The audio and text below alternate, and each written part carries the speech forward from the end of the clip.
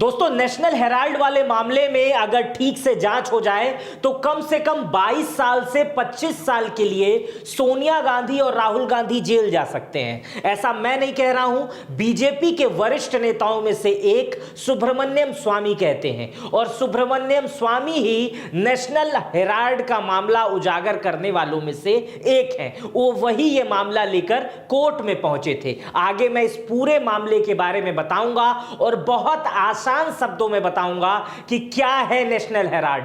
क्या सच में सोनिया गांधी और राहुल गांधी आने वाले समय में जेल जा सकते हैं? इस बात का भी पूरा विश्लेषण करेंगे और सब बहुत आसान भाषा में होगा। चूंकि यह बात सुब्रमण्यम स्वामी कहते हैं कि 20 साल से 25 साल के लिए जेल जा सकते हैं, वो बीजेपी के नेता हैं और इस समय बीजेपी की सरकार है, और सोनिया गांधी, राहुल गांधी, रॉबर्ट वाड्रा सहित तमाम लोगों की जांच इस समय मीडिया के घेरे में बने हुए हैं। लेकिन नेशनल हेराल्ड का मामला सोनिया गांधी और राहुल गांधी से ही जुड़ा हुआ है। क्या है यह मामला? कितने कम पैसे में कितनी बड़ी प्रॉपर्टी को एक तरफा किया गया, जो सोशल मीडिया पर चर्चा चल रही है, इसी का विश्लेषण बहुत आसान शब्दों में चलिए मैं आपको करके बता देता हूं। सबसे पहले आपको नेशनल हेराल्ड, आप इतने दिन से सुन रहे होंगे कि क्या है नेशनल हेराल्ड। शब्द इतना बड़ा लग रहा है, यह चीज भी बहुत बड़ी है। नेशनल हेराल्ड एक अखबार है और इस अखबार की शुरुआत 1938 में हुई थी और इसको शुरू किया था पंडित जवाहरलाल नेहरू ने। और इस अखबार की शुरुआत इसलिए की गई थी क्योंकि उस समय अंग्रेजों का शासन था, पूरा एक दमन प्रक्रिया चल रही थी अंग्रेजों की, और इस अखबार में भारतीय लोगों की आवाज उठाने के लिए, क्रांतिकारी लोगों की आवाज उठाने के लिए इस नेशनल अखबार की शुरुआत हुई, जिसका नाम नेशनल हेराल्ड था। और इस अखबार को जो प्रकाशित करने के लिए, जैसे मेरे संस्था का नाम मीडिया लैंड नेटवर्क है जिस पे आप ये वीडियो देख रहे हैं, इसको ऑर्गेनाइज करती है मीडिया लैंड प्राइवेट लिमिटेड। एक प्राइवेट लिमिटेड कंपनी इसे ऑर्गेनाइज करती है, इसके बहुत सारे शेयर होल्डर भी हो सकते हैं। इसी तरह जब 1938 में जवाहरलाल नेहरू ने नेशनल हेराल्ड की शुरुआत की तो इस समय इसे एक कंपनी द्वारा शुरू किया गया। इस कंपनी का नाम था एसोसिएटेड जर्नल्स लिमिटेड। इस कंपनी का नाम था, जिसे शॉर्ट फॉर्म में अब मैं पूरे वीडियो में एजेएल कहूंगा। ध्यान से सुनिएगा, एसोसिएट जनरल लिमिटेड। यही वो कंपनी थी जिसे जवाहरलाल नेहरू द्वारा शुरू किया गया था और यही कंपनी मालिक थी नेशनल हेराल्ड अखबार की। यही कंपनी थी, इसी के द्वारा प्रकाशित किया जाता था। और इस कंपनी में 5000 लोग शेयर होल्डर थे। क्यों इतने लोग थे? क्योंकि जवाहरलाल नेहरू जो थे वो बड़े लोकतांत्रिक व्यक्ति थे और 5000 लोगों को कंपनी में शेयर होल्डर बनाया कि 5000 लोग इस कंपनी के शेयर होल्डर होंगे, आजादी दिलाएंगे, सबकी खबरें छपेंगी, हर जगह से खबरें आएंगी।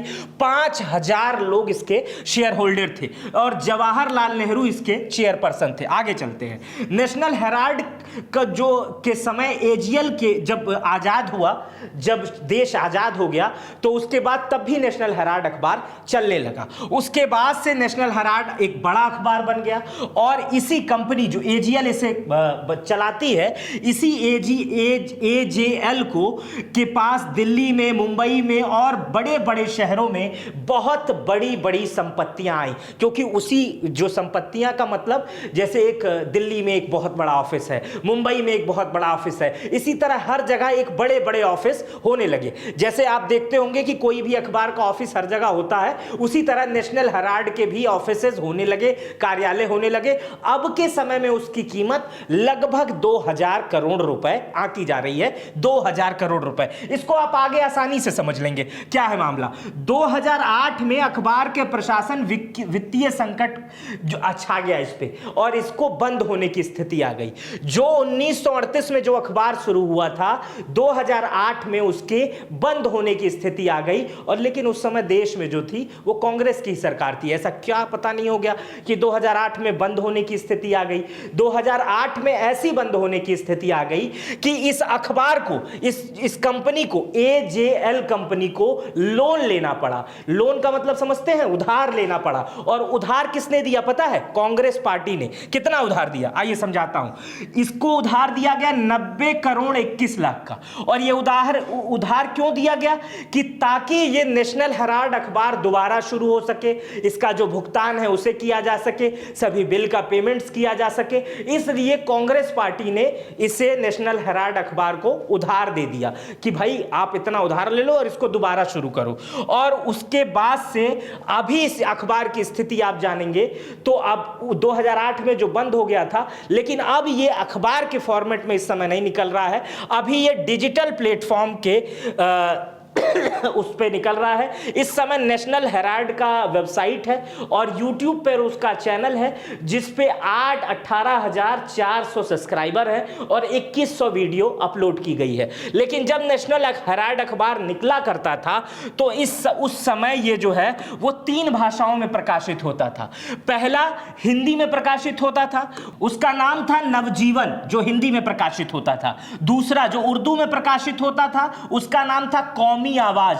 और जो तीसरा नहीं, यही पहला ही माना जाता था, जो अंग्रेजी में प्रकाशित होता था उसका नाम था नेशनल हेराल्ड, जिस पे आज इतना विवाद चल रहा था। तो अभी आप इसकी पृष्ठभूमि को समझ गए होंगे कि क्या है नेशनल हेराल्ड अखबार, समझ गए होंगे, 2000 करोड़ की कंपनी समझ गए होंगे, 5000 सदस्य समझ गए होंगे और जवाहरलाल नेहरू ने इसे बनाया ये समझ गए होंगे, और ये 3 भाषाओं में प्रकाशित होता है ये समझ गए होंगे। लेकिन इसके विवाद की शुरुआत कब हुई? अभी मैं आपको कुछ देर पहले बताया हूं कि 2008 में क्या हुआ था कि कंपनी जो थी वो इतनी कंगाल हो गई थी कि उसे लोन की जरूरत पड़ी। और लोन किसने दिया? कांग्रेस पार्टी ने। वो लोन कितना था? 90 करोड़ 21 लाख का। लेकिन 2010 में तो कांग्रेस की ही सरकार थी और राहुल गांधी कहा जाता था उस समय सर्वे सर्वा थे, 10 जनपद से सहित वही देखते थे, ऐसा कहा जाता था। मनमोहन सिंह प्रधानमंत्री थे लेकिन राहुल गांधी सर्वे सर्वा थे।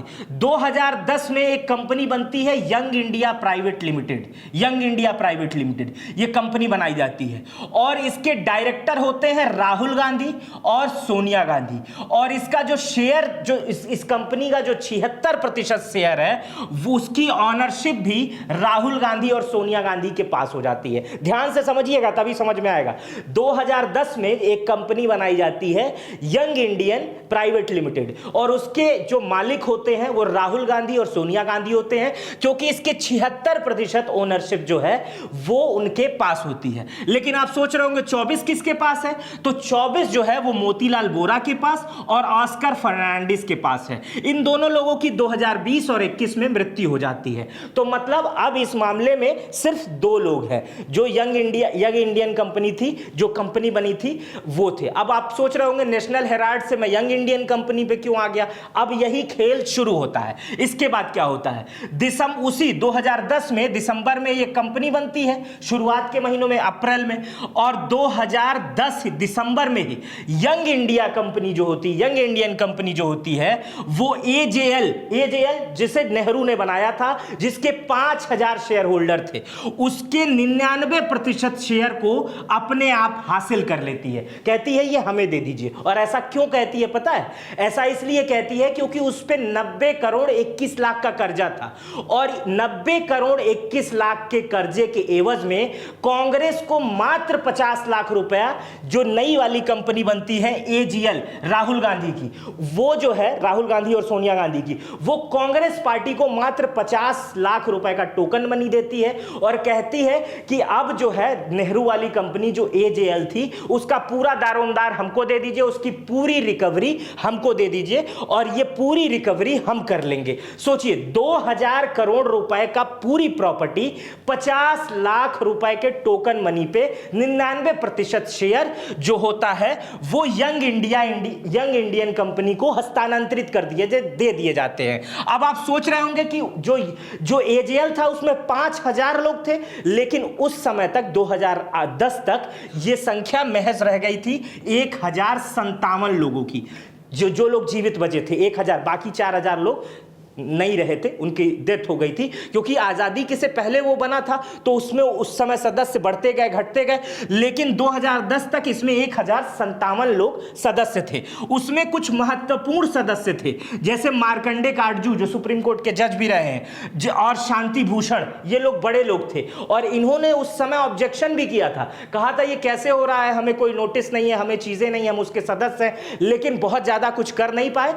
ये चीजें ट्रांसफर हो गई क्योंकि उस समय सरकार देश में कांग्रेस की थी, और पूरा जो एजेएल, जो नेहरू का बनाया हुआ, जवाहरलाल नेहरू जी का बनाया हुआ अखबार का पूरा साम्राज्य था, वो यंग इंडिया कंपनी को हस्तांतरित कर दिया गया 99% शेयर से। इसको मैं एक ग्राफ के जरिए आपको समझाता हूं। देखिए, ये है नेशनल हेराल्ड, ये 2000 करोड़ की आज की डेट में संपत्ति है। इसे बनाया है जवाहरलाल नेहरू ने, यहां आप देखेंगे इसे बनाया है जवाहरलाल नेहरू ने, और इसी पर 90 करोड़ का लोन था 2008 तक। 90 करोड़ का लोन ये दे नहीं पा रहा था, इसलिए जो young India company Rahul Gandhi ने बनाया, राहुल गांधी और सोनिया गांधी ने ये यंग इंडिया कंपनी जो बनाया, जिसका 76% शेयर इनके पास उस दिन ही मौजूद था जिस दिन कंपनी बनी थी, उस वही जो है यंग इंडिया कंपनी कांग्रेस को 50 लाख रुपए दे देती है, और कांग्रेस चूंकि इसको 90 करोड़ 21 लाख रुपए का लोन दी रहती है, तो ये पूरा जो हस्तांतरण होता है वो यंग इंडिया के पास आ जाता है। मतलब 2000 करोड़ का मामला मात्र 50 लाख रुपए के टोकन मनी पे सेटलमेंट हो जाता है। लेकिन ये नॉन कॉमर्शियल रहता है, इसमें कुछ कर वर नहीं सकते हैं, चीजें नहीं हो सकती हैं, लेकिन बहुत कुछ हुआ है। जो चीजें 50 लाख से शुरू हुई हैं वो 800 करोड़ रुपए पे आ गई हैं। इसीलिए ईडी को शक है, इसीलिए सुब्रमण्यम स्वामी को शक है, और सुब्रमण्यम स्वामी जो है इस मामले को लेकर इसीलिए कोर्ट पहुंच गए थे। ये क्यों पहुंचे थे, आइए समझाने की कोशिश करता हूं। भारतीय जनता पार्टी के नेता 2012 में दिल्ली की एक अदालत में शिकायत दर्ज करते हैं। स्वामी आरोप लगाते हैं कि सोनिया गांधी और Rahul Gandhi young India company के जरिए धोखाधड़ी, जमीन हड़पने की साजिश की रची है, जिसमें एजेएल जो जवाहरलाल नेहरू ने जिसकी शुरुआत की थी कि 2000 से करोड़ से अधिक जो संपत्ति है उसका अधिग्रहण किया गया है। सुब्रमण्यम स्वामी कहते हैं कि एजेएल को दिया गया ऋण, जो एजेएल को ऋण दिया गया है जिसे कांग्रेस ने दिया है, वह राजनीतिक दल है और वह व्यवसायिक उद्देश्य के लिए ऋण नहीं दे सकता है। यह क्लॉज में है, नियम है कि कोई भी राजनीतिक दल जो है वो किसी व्यवसायिक कार्य के लिए किसी को लोन नहीं दे सकता है। वो ऐसे दे सकता है लेकिन व्यवसायिक कार्य के लिए नहीं दे सकता है। और तभी से सुब्रमण्यम स्वामी इस नेशनल हेराल्ड के मामले को लेकर लगे हुए हैं। लगातार सोनिया गांधी, राहुल गांधी पर वो शब्द से वाण और तमाम तरीके से उस पर प्रेस कॉन्फ्रेंस और तरह तरह से इस मामले को वो उजागर करते रहते हैं। लेकिन अभी जो स्थिति है उसको कानूनी भाषा में समझने की कोशिश करते हैं। इस समय मेट्रोपोलियन मजिस्ट्रेट की अदालत में सोनिया गांधी और राहुल गांधी समेत जिनको ईडी ने आरोपी बनाया है उनको तलब किया गया है, और जो भी लोग थे इनको हाई कोर्ट में, सुप्रीम कोर्ट में लगातार इन्होंने चुनौती दी, लेकिन वहां से भी उनको बहुत खास राहत नहीं मिली। ईडी ने सभी मामले की मनी लॉन्ड्रिंग की जांच शुरू की है। मनी लॉन्ड्रिंग का मामला आया है सोनिया गांधी और राहुल गांधी पे। मनी लॉन्ड्रिंग का मामला, ईडी ने मनी लॉन्ड्रिंग के मामले की जांच शुरू की है। ईडी ने एजेएल की कई संपत्तियां जब्त कर दी है। एजेएल यानी शुरुआत में ही बताया था, जिस कंपनी की शुरुआत जो है वो जवाहरलाल नेहरू की थी, और उनकी जो संपत्तियां उस समय की थी उसने कई संपत्तियों को जब्त कर लिया है, कई संपत्तियों पे मामला चल रहा है। 15 अप्रैल यानी कल 15 अप्रैल 2025 को ईडी ने सोनिया गांधी, राहुल गांधी और अन्य के खिलाफ चार्जशीट दाखिल कर दी है, और जिसमें उन पर आपराधिक साजिश और मनी लॉन्ड्रिंग का आरोप लगाया गया है। जो ईडी ने चार्जशीट दाखिल की है उसमें यह आरोप लगाया गया है। समझ रहे हैं, चार्जशीट दाखिल हो चुकी। ईडी के अनुसार आरोपियों ने एजेएल की 2000 करोड़ रुपए की संपत्ति केवल 50 लाख रुपए में यंग इंडिया कंपनी को हस्तांतरित करने की साजिश रची। अभी मैं शुरुआत में बता रहा था ना कि 2000 करोड़ करोड़ की कंपनी थी एजेएल, जिसे नेहरू ने शुरू किया, और 50 लाख रुपए में उसे हस्तांतरित करवा लिया गया। 2000 करोड़ 50 लाख में हस्तांतरित करा दिया गया, ऐसा ईडी कह रही है, मैं नहीं अपने आप से कह रहा था। ईडी ने यह भी आरोप लगाया कि यंग इंडिया कंपनी ने फर्जी दान, अग्रिम किराया और विज्ञापन के माध्यम से 988 करोड़ रुपए का अपराध की आय अर्जित की है। 988 करोड़ रुपए की ईडी के आरोप है, अपराध की आय दर्ज की है। अदालत ने 25 अप्रैल 2025 को चार्जशीट पर संज्ञान लेने और विचार करने का फैसला किया है। मतलब अब से 8 दिन बाद अदालत इस पर विचार करेगी और फैसला करेगी कि आगे क्या होगा। ईडी के हिसाब से आरोपियों का पक्ष क्या है? कांग्रेस पार्टी और ईडी के हिसाब से आरोपियों ने इन आरोप को राजनीतिक रूप से प्रेरित बताया है। लगातार कांग्रेस देश भर में प्रदर्शन कर रही है। कांग्रेस पार्टी के कार्यकर्ता हर जगह प्रदर्शन कर रहे हैं और कह रहे हैं कि बीजेपी जो है ईडी का दुरुपयोग कर रही है और हमारे नेता राहुल गांधी और सोनिया गांधी को फंसा रही है। कांग्रेस पार्टी के लोगों का कहना है कि यंग इंडिया कंपनी एक गैर लाभकारी कंपनी है जिसका उद्देश्य नेशनल हेराल्ड के प्रकाशन से को फिर से शुरू करना था। कांग्रेस पार्टी ने यह भी कहा है कि नेहरू वाली एजेएल की संपत्तियों का कोई व्यावसायिक दुरुपयोग नहीं किया गया है। वर्तमान स्थिति क्या है? यह मामला अभी अदालत में चल रहा है। ईडी ने सोनिया गांधी और राहुल गांधी समेत कई लोगों से पूछताछ की है और ईडी ने एजेएल के करोड़ों रुपए की संपत्ति को जब्त कर लिया है और अगली सुनवाई जो है वो 25 तारीख को है, 25 अप्रैल को है। उस दिन अदालत फैसला लेगी कि आगे क्या होना है, कैसे होना है। तो आप बड़े आसान भाषा में समझ गए होंगे कि क्या मामला है, कैसे मामला है, नेशनल हेराल्ड का मामला क्या था। यह मामला आपको कितना समझ में आया मुझे कमेंट बॉक्स में बताइएगा। मेरा नाम मित्र प्रकाश है। ये वीडियो अगर आप YouTube पर देख रहे थे तो चैनल को सब्सक्राइब कर बेल आइकन दबा दीजिएगा। कुछ प्रोडक्ट्स चल रहे होंगे आपके, धीरे धीरे पॉपअप के आ रहे होंगे। मिंत्रा फ्लिपकार्ट के प्रोडक्ट है, वहां से जाके आप उन्हें खरीद सकते हैं। अच्छे प्रोडक्ट है, मैंने खुद उसको देखा है, रिव्यू किया है। और अगर आपने अभी तक चैनल को सब्सक्राइब नहीं किया है तो सब्सक्राइब कर बेल आइकन दबा दीजिएगा। अपना बेहद ख्याल रखिएगा। बहुत बहुत शुक्रिया।